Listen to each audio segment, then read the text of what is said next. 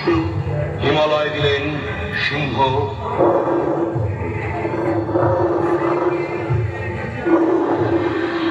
শুরু হলো মহারণ। দেবীর সঙ্গে মহিষাসুরের যুদ্ধ শুরু হয়ে গেল। সারা ব্রহ্মাণ্ড জুড়ে শুরু হলো মহাপ্রলয়ঙ্কর রণ।